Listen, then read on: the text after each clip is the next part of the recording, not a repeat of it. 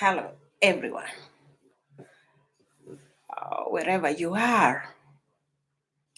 I want to talk about a topic that people shy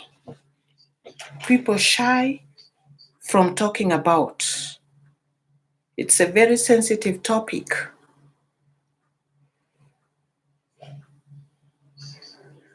A scapegoat child.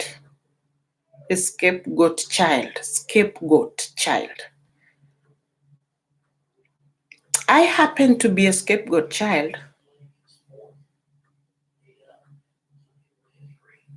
And I find it easy to explain what a scapegoat child is. I was brought up by a toxic mother. Who is a toxic mother? A toxic mother is also known as a narcissistic mother. A narcissistic mother may be a person who suffers from narcissistic personality disorder. So my mother was behaving in some way different from other mothers, was treating me different from the way she was treating other children. And as I grew, the relationship worsened. And it took me years to realize that she had a problem.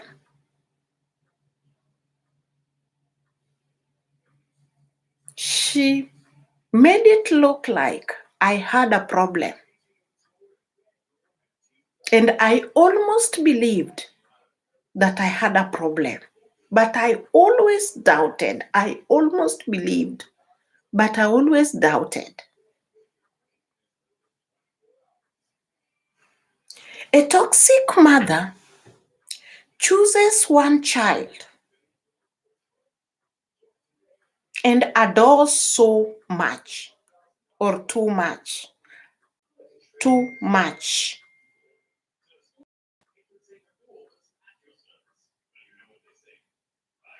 Excessive adoration of one child. That is what this toxic mother does. Excessive adoration of one child. And this child is called a golden child. Excessive criticism of one child. And this child who is excessively criticized becomes a scapegoat child.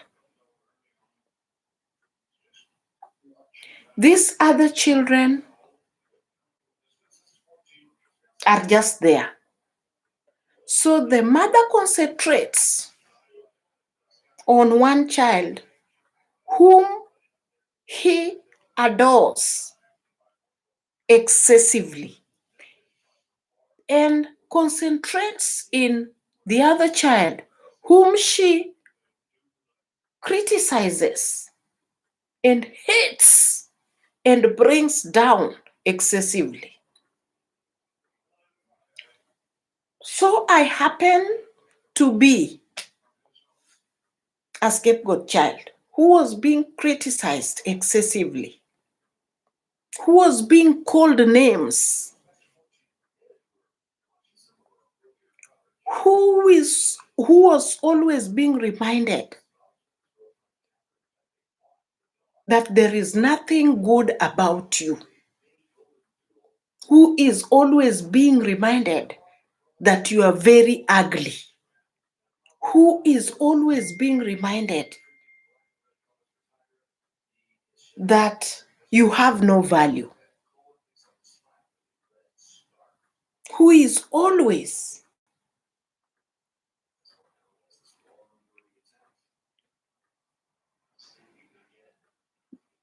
becomes who is always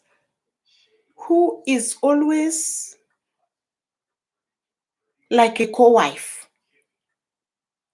to the toxic mother.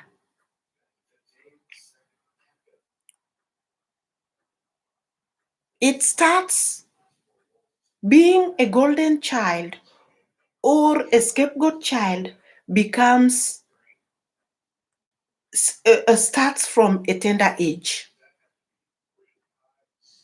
a very tender age. It's not one's wish to become a scapegoat child. It's not one's wish to become a golden child. The parent chooses, depending on how she sees you. So I happen to be a scapegoat child. When you are a scapegoat child, it doesn't matter what you do. It doesn't matter what you do to your mom. You will always be begging her to love you in action. You will do everything to be loved, but you will never receive that love.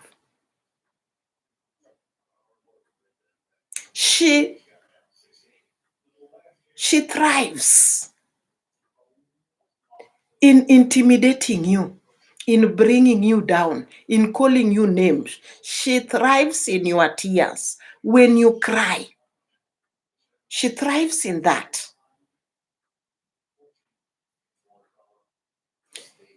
Because you are a child, when these things begin, you have nowhere to go. You have nobody to talk to except her. She will train all these other children to go against you.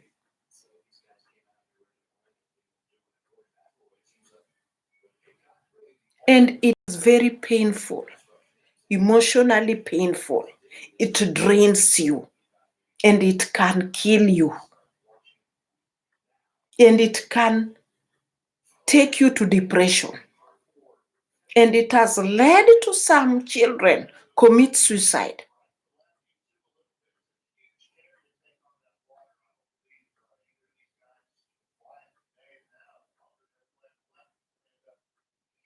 You have no option. People don't choose where they are born.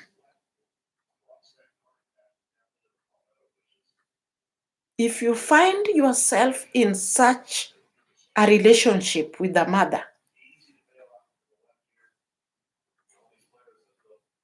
with such a mother or in such a family, it's very painful. What you have to realize that it is not your problem. She has a problem. So you have to find peace and run because you will not progress. These parents, mothers don't want you to blossom. They don't want you to go beyond where they went to.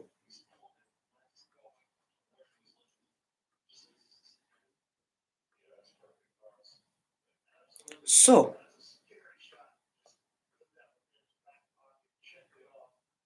these things happen in the society.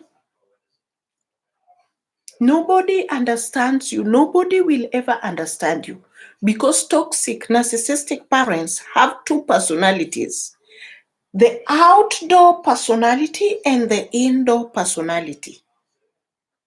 They have two personalities that if you tell somebody that my mother behaves in this way, you will never be believed. So you deal with this alone. So it is you who is hearing me. If you are such a parent, the only thing advice the psychologist give is healthy boundary. Make a healthy boundary, move away, leave them alone. They will never change. It is you to change the way you look at them. But if you are emotionally weak, before you go for therapy, it is you to move away. Thank you. God bless you.